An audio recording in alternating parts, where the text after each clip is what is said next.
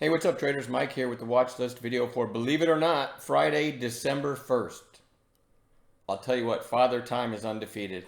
Or as they say in Game of Thrones, nothing see harder than time, right? Anyway, can't stop it. This buy sold off a bit, but ended up going out near the highs. I want to highlight a couple calls from today in the chat room for those that didn't make it. AMPE.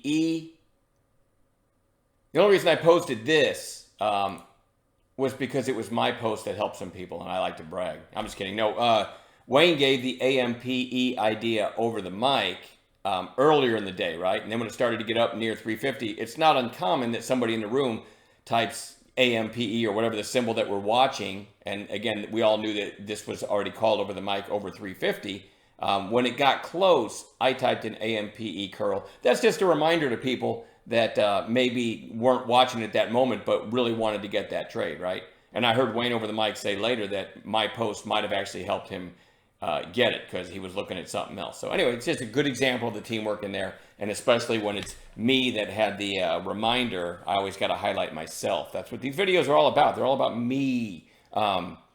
Anyway, I went on to say 200 day, I'm just kidding, by the way. I did 200 day is at 436. That's after it breaks 350 because oftentimes the 200 day acts as a magnet. And pretty quickly, this thing got to 436 and then some, right? So that's where you see me say, there it is, LOL. Anyway, LOL. And then some screenshots of Wayne actually nailing that trade, which is not uncommon. And then SMFL, which I think Wayne was on the mic over this one, and Matt typed in the idea. And this was another one over 350, oddly enough, right?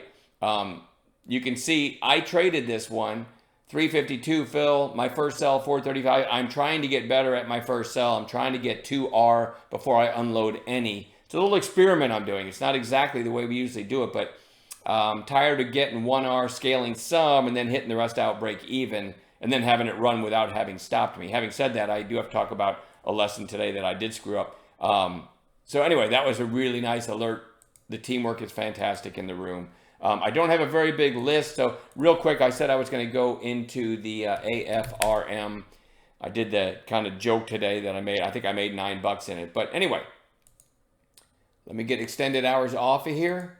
And this vertical line here, this blue vertical line is the opening 5-minute candle. So it topped out at 34.19 and it come up and hit close to 34 and 34 again. And so my idea was over the mic, I said, I like it through 34.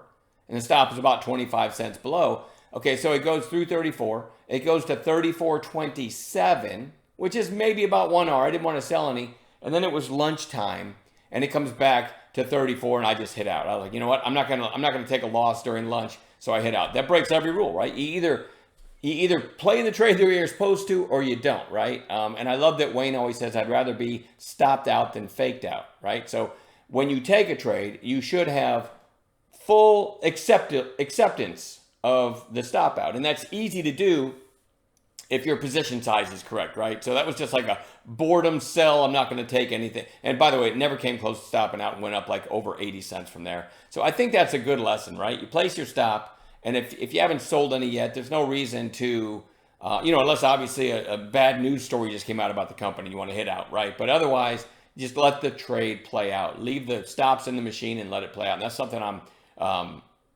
oftentimes not great at. All right. Anyway, I got a couple screenshots here because I'm going to go into the list that I'm watching tomorrow for a possible trade. I took the screenshot. I'm not exactly sure where it is right now, but this is ALT ripping in after hours. There's the daily chart. So if it's still gapping in the morning, definitely going to watch that one. And another potential gapper, BIOR. There's the daily chart, and there's what it's doing in after hours. Again, that's actually over 2 right now. So probably a gapper in the morning. So that's 2 of them. I don't have a very big list. Like I said, AMPE had that big rip today. We got to watch that one tomorrow. You guys know I don't hold overnight. So all of these are potential intraday trades on the A+ setups that we teach if we get them tomorrow. Anyway, love the teamwork. ASST is coiling. I still think that one has potential. BYND. Remember Beyond Meat? Put a horizontal line here. It's kind of interesting up over this level. So let's watch it. Had a little bit of extra volume the last couple days. Tons of shorts in that name. SHOT. It's kind of coiling here over the last 4 days after this crazy movement, so I'm going to put a long watch on that one. BMEA, pretty interesting yesterday. Topped out at 1530. Today, 1520. Super interesting. W is Wayfair. I call it over this horizontal line here the breakout, right? So it kind of ran for 1, 2, 3 days, and you've only got a 1-day pullback. You know me. I'd like to see this come back down to at least the 8-day. So I'd like to see one more red day. But I am going to watch it for a potential turn back up tomorrow. RDHL. Massive rip. Now you got 2 red days in a row. That goes on Bounce Watch. You guys know how we play those if they set up, right? FLNC, big rip, inside day, looking for a 3rd-day play. And I already talked about the 2 gappers, ALT and BIOR. But again, very small list, but we'll work together and add gappers, more gappers in the pre-market as we see them. Excuse me, I'm choking to death here. That's it for me. We'll see you in the chat in the morning. Have a good night.